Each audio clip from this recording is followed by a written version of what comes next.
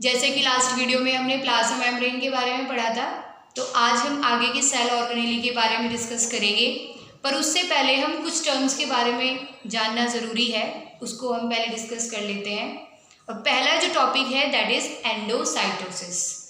Endocytosis में जो है इसका मतलब जो होता है, अगर हमें नहीं पता है तो हम किस तरीके से समझेंगे। अगर कहीं भी वर्ड एंडो है तो एंडो का मतलब होता है इनसाइड। साइटोसिस का मतलब होता है कि it is something that is related to cell. ठीक है, तो यहाँ से इसकी डेफिनेशन ये बनती है कि एंडोसाइटोसिस एक वो प्रोसेस है जिसमें जब कोई भी चीज़ सेल के अंदर जाती है प्लाज्मा मेम्ब्रेन के द्वारा तो हम उसको एंडोसाइटोसिस बोलते हैं। एंडोसाइटोसिस के दो पार्ट हैं, एक तो है फेगोसाइटोसिस और दूसरा है पोटोसाइटोसिस। अगर फेगोसाइटोसिस है या पोटोसाइटोसिस है, यहाँ से ये बात क्लियर है कि इसके एंडोसाइटोसिस के पार्ट हैं, तो ये बात तो आपके माइंड में आ जानी चाहिए कि जो भी है इन प्रोसेस में उसमें ये है कि सब्सटेंस सेल के अंदर एंट्री कर रही है। पर फेगोसाइटोसिस का मतलब होता है सेल ईटिंग। जब कोई भी सब्सटेंस जो है, कोई भी सॉलिड सब्सटेंस जब सेल के अंदर जाता है तो हम उसको क्या बोलते हैं कि सेल ईटिंग। और अगर सेल कोई भी चीज़ ईट करती है तो उसको क्या बोला जाएगा, फेगोसाइटोसिस।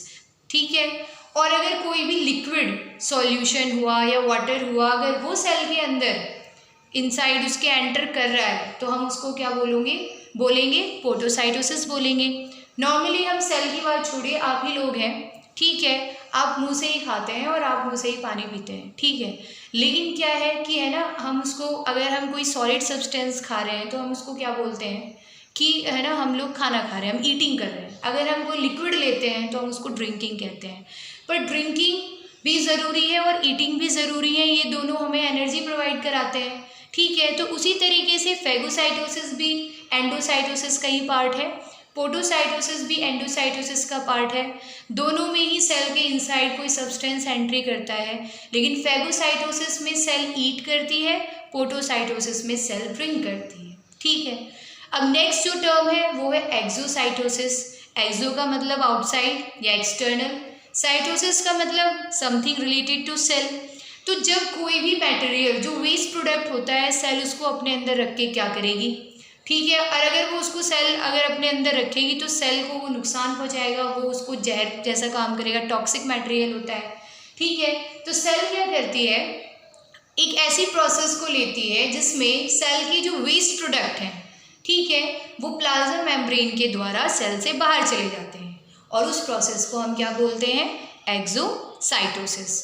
ठीक है, और एक्सोसाइटोसिस को सेल वॉमिटिंग के नाम से भी जाना जाता है, क्योंकि वॉमिट में जो वेस्ट प्रोडक्ट होता है बॉडी का वो ही बाहर आता है, जो हमारी बॉडी के लिए फेवरेबल नहीं होता। हम तभी वॉमिट करते हैं जब कोई भी चीज़ हमारी बॉडी के लिए सुटेबल नहीं होती। उसी तरीके से जो ये वेस्ट प्रोडक्ट होते हैं ये टॉक्सिक मटेरियल होते हैं सेल के, जिसकी वजह से सेल इनको प्लाज्मा मेम्ब्रेन के द्वारा सेल से बाहर निकाल देती है और हम इसको सेल वॉमिटिंग के नाम से भी जानते हैं। ठीक है, नेक्स्ट जो सेल ऑर्गेनेली है that is cell wall. Cell wall जो है, ठीक है, अभी तो हमने प्लाज्मा मेम्ब्रेन पढ़ा था, प्लाज्मा मेम्ब्रेन को सेल मेम्ब्रेन के नाम से भी जानते हैं। तो जो ये मेम्ब्रेन होती है ये सेल की होती है और प्लाज्मा मेम्ब्रेन के ऊपर एक और लेयर आती है, ठीक है, जिसको हम सेल वॉल बोलते हैं। और सेल वॉल जो होती है प्लांट सेल्स में तो प्रेजेंट होती है, पर एनिमल सेल में ये एब्सेंट होती है, जिसका डिस्क्रिप्शन हम और आगे भी पढ़ेंगे। ठीक है, कहाँ प्रेजेंट होती है, प्लाज्मा मेम्ब्रेन के बाहर प्रेजेंट होती है।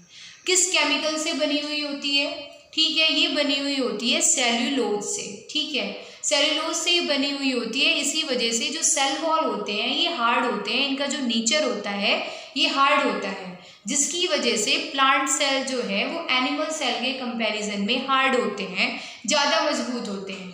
ठीक है, क्यों होते हैं, क्योंकि सेल वॉल जो है किस में प्रेजेंट होती है, प्लांट सेल में प्रेजेंट होती है, एनिमल सेल में एब्सेंट होती है, जिसकी वजह से एनिमल सेल प्लांट सेल से कम हार्ड होते हैं।